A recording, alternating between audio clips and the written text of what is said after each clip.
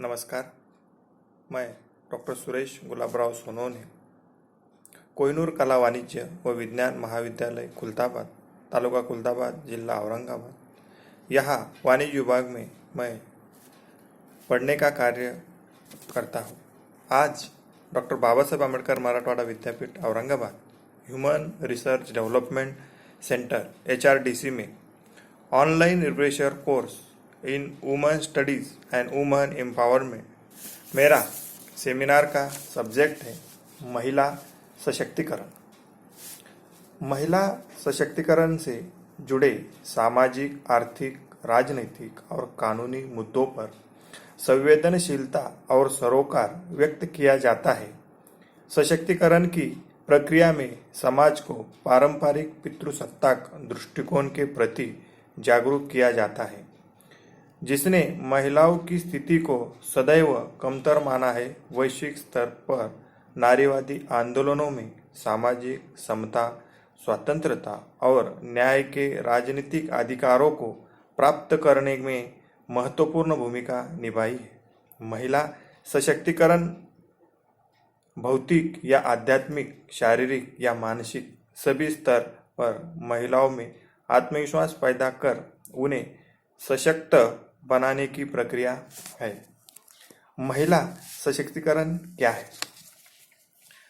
महिला सशक्तिकरण को बेहद आसान शब्दों में परिभाषित किया जा सकता है कि इससे महिलाएं शक्तिशाली बनती है, जिससे वह अपने जीवन से जुड़े हर फैसले स्वयं ले सकती है और परिवार और समाज में अच्छे से रह सकती है। समाज में उनके वास्तविक अधिकार को प्राप्त करने के लिए उन्हें सक्षम बनाना महिला सशक्तिकरण है। इससे ऐसी ताकत है कि यह समाज और देश में बहुत कुछ बदल सके। वह समाज में किसी समय को पुरुषों से बेहतर ढंग से निपट सकती है। भारत में महिला सशक्तिकरण। भारत की आधी आबादी महिलाओं की है और विश्व बैंक की एक रिपोर्ट के अनुसार अगर महिला श्रम में योगदान दे तो भारत की विकास दर 10 की संख्या में होगी।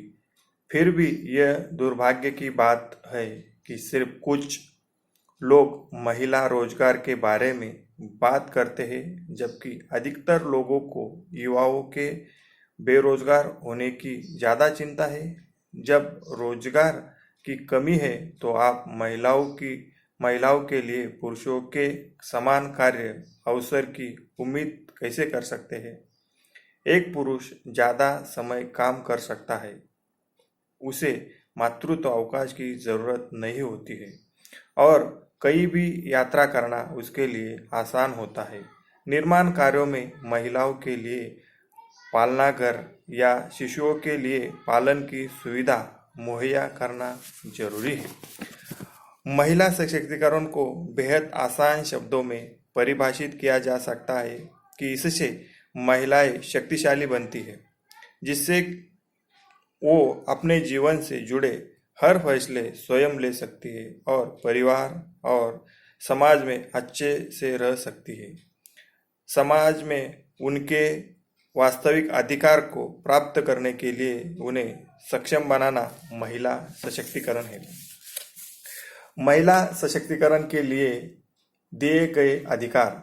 महिलाओं के सशक्तिकरण बनाने के लिए उन्हें नीचे अनेक अधिकार भारत सरकार ने प्रदान किए हैं। समान वेतन का अधिकार। समान पारिश्रमिक अधिनियम। अगर बात वेतन या मजदूरी की है तो लिंग के आधार पर किसी के साथ भी भेदभाव नहीं किया जा सकता। दूसरा अधिकार है संपत्ति पर अधिकार। हिंदू उत्तराधिकारी अधिनियम के तहत नए नियमों के आधार पर संपत्ति पर महिला और पुरुषों दोनों का बराबर हक है। तीसरा अधिकार है गरिमा और शालीनता के लिए अधिकार। किसी मामले में अगर आरोपी एक महिला है तो उस पर की जाने वाली कोई भी चिकित्सा, जांच प्रक्रिया किसी महिला द्वारा या किसी दूसरी महिला की उपस्थिति में ही की जानी चाहिए। 4 नंबर का अधिकार है कार्यस्थल में उत्पीड़न के खिलाफ कानून। यौन उत्पीड़न के अधिनियम के तहत आपको वर्किंग प्लेस पर हुए यौन उत्पीड़न के खिलाफ शिकायत दर्ज करने का पूरा हक है। केंद्र सरकार ने भी महिला कर्मचारियों के लिए नए नियम लागू किए हैं, जिसके तहत वर्किंग प्लेस पर यौन शोषण के शिकायत दर्ज होने पर महिलाओं को जांच लंबित रहने तक 90 दिन का पेड लीव दी जाएगी। 5 नंबर का अधिकार है कन्या भ्रूण हत्या के खिलाफ अधिकार। भारत के हर नागरिक का यह कर्तव्य है कि वह एक महिला को उसके मूल अधिकार जीने के अधिकार का अनुभव करने दे। और 5 नंबर का अधिकार है महिला सशक्तिकरण। महिलाओं का पारिवारिक बंधनों से मुक्त होकर अपने देश के बारे में सोचने की क्षमता का विकास होना ही महिला सशक्तिकरण कहलाता है। इसके बावजूद महिलाओं को अनेक प्रकार के अधिकार भारत सरकार ने दिए हैं और वो अधिकार के बाद उस महिला में एक जीने की नई उम्मीद यहाँ खड़ी करने की भारत सरकार की, समाज की आज जिम्मेदारी है। भारत में महिलाओं की स्थिति, condition of woman in India. हमारे देश में नारियों की क्या परिस्थिति है, इस बात का अंदाजा इस चीज से ही लगाया जा सकता है कि अभी भी भारत में ऐसे कई गांव है जहां की महिलाओं का जीवन घर की 4 दीवारों तक ही सीमित है। इतना ही नहीं, हमारे देश में काम नौकरी करने वाली महिलाओं की संख्या भी अन्य देशों के मुकाबले कम है। हमारे देश की ज़्यादातर पढ़ी लिखी महिलाएं भी इस वक्त अपने हक के लिए कुछ भी नहीं कर पा रही है। आपको ना चाहते हुए भी ऐसा जीवन जीना पड़ रहा है जिसके वो विरुद्ध है। महिला सशक्तिकरण का महत्व, क्या महत्व है महिला सशक्तिकरण का, जिससे कि एक समाज सुदृढ़ बन सके। वुमन एम्पावरमेंट इम्पोर्टेंस, समाज का विकास। महिला सशक्तिकरण कहा जाए तो वो ओनली एक महिला का सशक्तिकरण नहीं होता, वो पूरे समाज का, पूरे गांव का, पूरे जिले का और पूरे देश का विकास होता है। समाज का पूरी तरह से विकास होता है। घरेलू हिंसा में कमी, जब एक महिला सक्षम बनती है तो ऑटोमेटिक वहाँ पर घरेलू हिंसा का जो मामला है वो कम हो जाता है, क्योंकि घरेलू हिंसा एक ऐसा है वो बोल भी नहीं सकते और उसके बारे में ज़्यादा कहीं बात भी नहीं कर सकते। इसमें खाली एक ही उपाय है, जो महिला है वो महिला अपने जीवन में अपने जो निर्णय है गंभीर से ले और वो वहाँ पर उस चुनौती का सामना खुद करे। उसी से जब वो सशक्त हो सकते हैं तभी से वो पूरे निर्णय अपने घरेलू हिंसा के बारे में ले सकती है। दूसरा महत्व है आत्मनिर्भर बनाना।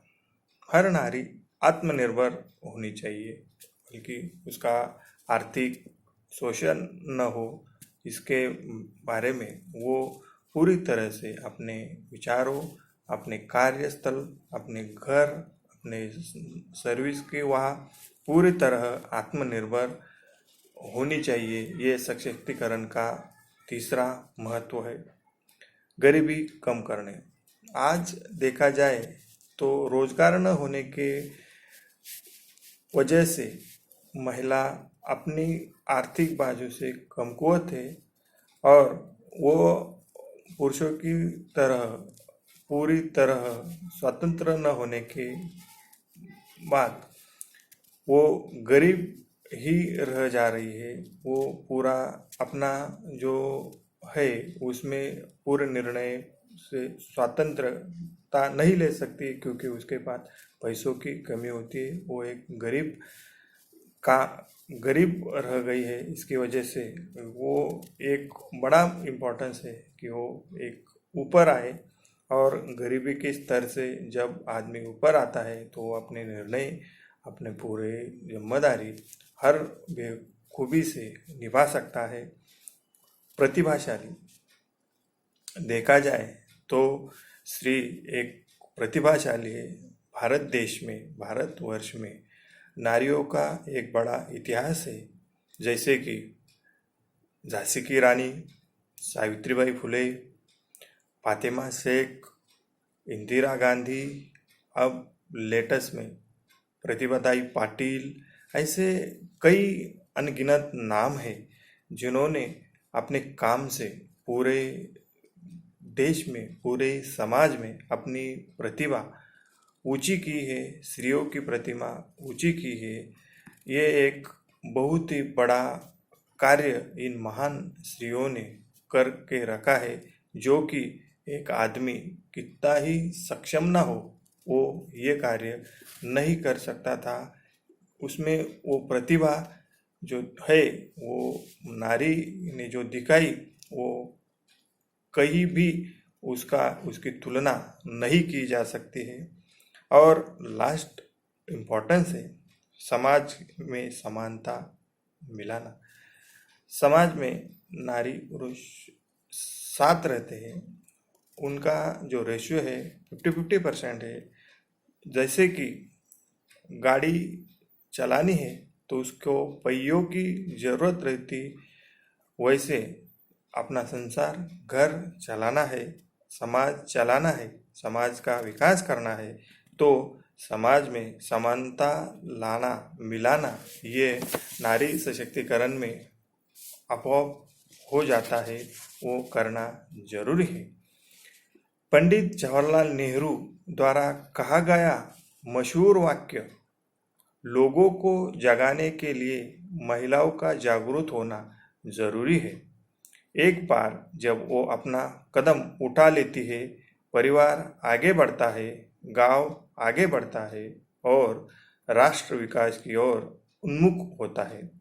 भारत में महिलाओं की सशक्त बनाने के लिए सबसे पहले समाज में उनके अधिकारों और मूल्यों को मारने वाली उन सभी राक्षसी सोच को मारना जरूरी है, जैसे दहेज प्रथा, अशिक्षा, यौन हिंसा, असमानता, भ्रूण हत्या, महिलाओं के प्रति घरेलू हिंसा, बलात्कार, वेश्यावृत्ति, मानव तस्करी और ऐसे ही दूसरे विषय।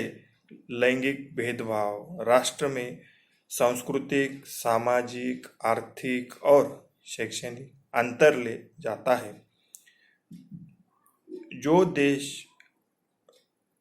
जो देश को पीछे की ओर ढकेलता है। भारत के संविधान में उल्लिखित समानता के अधिकार को सुनिश्चित करने के लिए महिलाओं को सशक्त बनाना सबसे प्रभावशाली उपाय है। इस तरह की बुराई को मिटाने के लिए जब हमारे देश की महिलाएं शिक्षित हो जाएगी, अभी हम कह सकते हैं कि हमारे देश में महिलाओं के हालत बेहतर होते जा रहे हैं। जिस तरह पुरुषों को किसी भी मदद की जरूरत नहीं होती है, ठीक उसी तरह एक ऐसा दिन भी आएगा जब महिलाओं को भी किसी भी चीज़ का हाल निकालने के लिए किसी पर निर्भर नहीं रहना होगा, और उस दिन महिलाओं के सशक्तिकरण का देखा गया ये सपना सच हो जाएगा, हो सकेगा। इस तरह महिलाओं को पूरा अधिकार देकर उन्हें एक सशक्त नारी बनाने का जिम्मा आज पूरे समाज का है, पूरे कौम का है।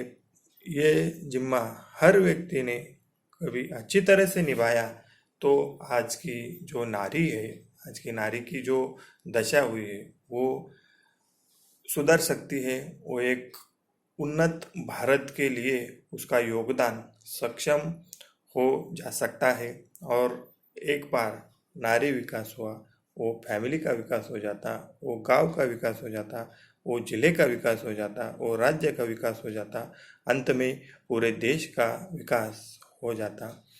इस तरह आज ये जो मुद्दा है सबने गंभीरता से लेकर, कभी सशक्तिकरण, नारी सशक्तिकरण एक बार सबने ठान लिया तो ये हो सकता है, ये कर सकते हैं, ऐसी भावना हर व्यक्ति में, हर पुरुषों में तैयार होनी चाहिए। और तैयार होने के बाद वो एक बड़े पैमाने पर हर घर से उसे कभी शुरुआत किया तो हर व्यक्ति ये काम कर सकता है। हर जब एक घर सुधर सकता है, ऑटोमेटिक समाज सुधर सकता है, पूरा देश सुधर सकता है। और ये सबने जिम्मेदारी से करना ही जरूरी है। इस सेमिनार के माध्यम से मेरा सबको अनुरोध है कि आप ये शुरुआत, नारी सशक्तिकरण की शुरुआत अपने घरों से किए।